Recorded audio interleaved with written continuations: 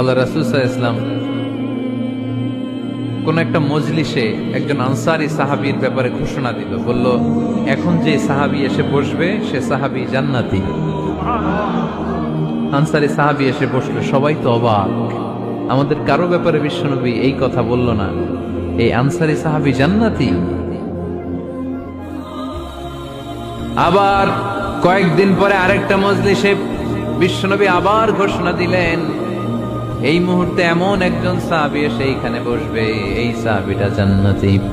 সবাই খেয়াল করে দেখলো, আগের মজলিসে যেই লোকটাকে বিশ্বনবী জান্নাতি বলে ঘোষণা দিয়েছে, আজকেও ওই সাহাবী এসে ওই জায়গায় বসেছে।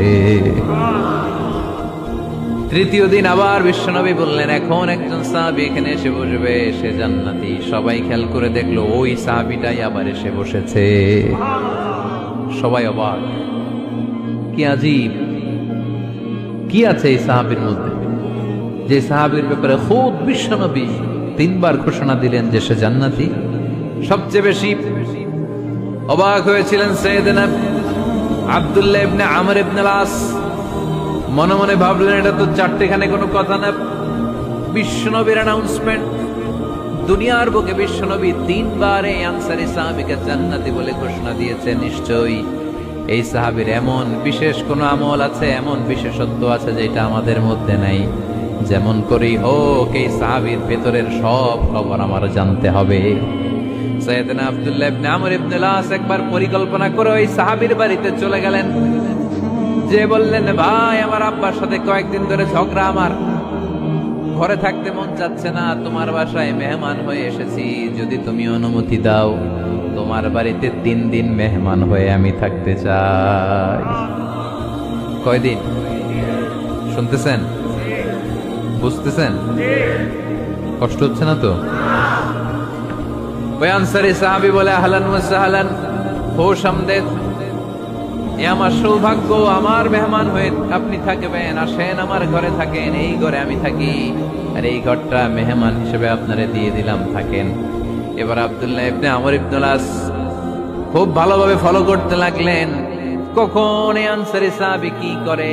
1 দিন, 2 দিন, 3 দিন পর্যন্ত ফলো করার পরে সাইয়েদনা আব্দুল্লাহ ইবনে আমর ইবনে আস এমন কোন বিশেষ আমল এই সাহাবীর মধ্যে খুঁজে পায় নাই। 3 দিন গভীরভাবে পর্যবেক্ষণ, অবজারভেশনের পরে বিশেষ কোনো আমল ওনার চোখে পড়ে নাই। এবার 3 দিন পরে তো চলে যাবার পালা, ঠিক কিনা? এবার তিনি সোজা সাপটা আনসারী সাহাবীর কাছে যে ভিতরের কথা খুলে বলে ফেললেন, বললেন, ও ভাই, আসলে আমার বাবার সাথে এমন বড় কোনো ঝগড়া আমার হয় নাই যে কারণে বাড়ি থেকে বের হয়ে তোমার মেহমান আমার হওয়া লাগবে, আমি বিশেষ এক উদ্দেশ্যে এসেছি। কি উদ্দেশ্য? আব্দুল্লাহ ইবনে আমর ইবনে আস এবার বলতে আরম্ভ করলেন, আমরা খেয়াল করেছি 3টা মজলিসে বিষ্ণু ঈসা ইসলাম তোমাকে জান্নাতি বলে ঘোষণা করেছে, তাই আমি জানার জন্য এসেছি তুমি এমন কি আমল করো যে কারণে বিশ্বনবী ঘোষণা দিলেন যে তুমি জান্নাতি। কি এমন বিশেষ আমল আছে তোমার, আমার একটু বলো, আমি ওই আমল করে জান্নাতি হতে চাই। আল্লাহু আকবার। এবার আনসারী সাহাবী মুখ খুললেন, উনি বললেন, ও ভাই আব্দুল্লাহ ইবনে আমর ইবনে আস, এমন কোন বিশেষ আমল আমার নাই, হালাল পন্থায় রুজি করি, ব্যবসা করি, নামাজের সময় নামাজ পড়ি, রাতে এসে ঘুমিয়ে যাই, ফজরের আগ দিয়ে উঠে তাহাজ্জুদ করি, সময় মতো জিকির আজকার করি, কোরআন তেলাওয়াত করি, কিছু দান সদকা করি, সবাই যা করে আমিও তাই করি, স্পেশাল কোনো আমল আমার জীবনে নাই। তবে আব্দুল্লাহ ইবনে আমর ইবনে আস, শুনে রাখো, একটা কাজ আমি প্রতি রাতে করি, হয়তো বা এই কারণেও বিশ্বনবী আমার ব্যাপারে এমন ঘোষণা দিতে পারে। আব্দুল্লাহ বললেন, ও আনসারী সাহাবী, কি কাজ তুমি করো?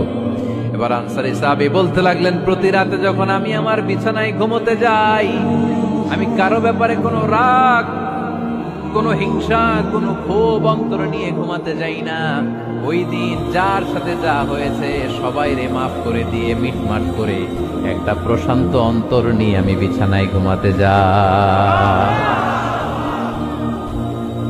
ওই দিনে কেউ আমার গালি দিছে, কেউ আমার বকা দিছে, কেউ আমার বিরুদ্ধে মিছিল করছে, উল্টা পাল্টা যে যাই করুক না কেন, আমি কিচ্ছু মনে রাখি না।